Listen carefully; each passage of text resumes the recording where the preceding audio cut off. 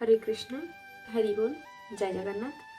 সমস্ত ভক্তবৃন্দ এবং রাধারানী শ্রীকৃষ্ণ সবার চরণে প্রণাম জানিয়ে আমি আমার আজকের ভিডিওটি শুরু করছি। তো আজকে আমি বলবো এই জপমালায় কিভাবে জপ করতে হয়। তো অনেকেই আছে যারা নতুন নতুন ভক্তিপথে এসেছে এবং তারা কাউন্টিং মেশিনে জপ করছে, কিন্তু কাউন্টিং মেশিনে জপ করার থেকে এই জপমালাতে যদি কেউ জপ করে তাহলে তার অনেক গুণ ফল বেশি লাভ হয়। তো কিভাবে এই জপমালাতে জপ করতে হয় সেটাই আমি আজকে দেখাবো। আবার একটা কথা, এটা মনে রাখবেন অবশ্যই, তুলসী কাঠের যে মালা হয় সেই মালাতে শুধুমাত্র জপ করতে পারবে যাদের দীক্ষা হয়ে গেছে তারা। যাদের এখনো পর্যন্ত দীক্ষা হয়নি তারা বেলকাঠি বা নিম কাঠি এইসবের মালাতেই জপ করতে পারবে। নাহলে তুলসী কাঠের মালাতে যদি আমরা কখনো জপ করি, যদি আমাদের কখনো ভুল হয়ে যায় বা কিছু অপরাধ হয়ে যায়, সেটা অনেকটা খারাপ হয়, মহা অপরাধ হয়ে যায়।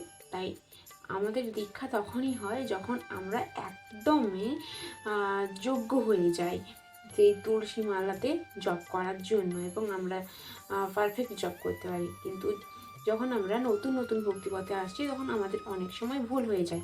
এই কারণে আমরা যদি বেলকাঠি বা নিম কাঠিতে জপ করি তাহলে সেরকম একটা অপরাধ হয় না। তো তাই আমাদের সবসময় বেলকাঠি বা নিম কাঠিতে জপ করা উচিত দীক্ষার আগে। দীক্ষার পরে আমরা তুলসী কাঠিতে, যেটা গুরুদেব দেবেন, তো সেইটাতেই আমাদের দীক্ষা করতে হয়, জপ করতে হয়। তো কিভাবে আমরা এইটাতে জপ করব? তো এইটা হচ্ছে মেরুগুটি।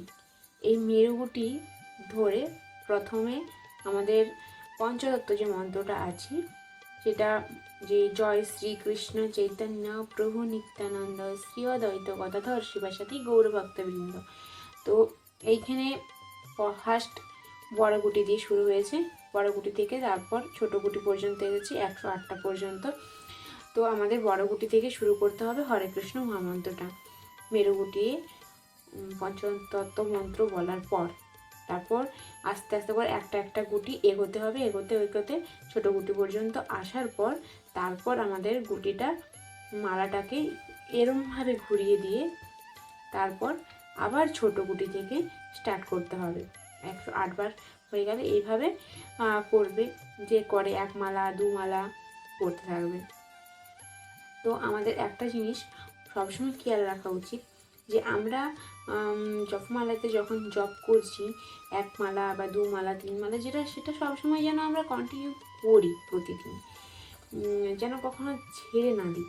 তো সবসময় আমাদের খেয়াল রাখতে হবে যেন আমাদের কখনো কোনো মিস না হয়, আমাদের কোনো অপরাধ না হয়। আর আমরা সবসময় চেষ্টা করব একটা জায়গাতে বসে, একটা নিরিবিলি জায়গা, শান্তশীল একটা জায়গা যেখানে কেউ থাকবে না, তো সেইখানে আমাদের একটা আসন পেতে বসে ওইখানে আমাদের চোখ বন্ধ করে ভগবানকে স্মরণ করে আমাদের জপমালায় জপ করা উচিত। তো এতটুকুই আমার বলার ছিল। এরপরে কিছু অন্য ভিডিওতে বলবো। তো আজকের জন্য ভিডিওটা আমি সমাপ্ত করলাম। হরে কৃষ্ণ, হরি বল।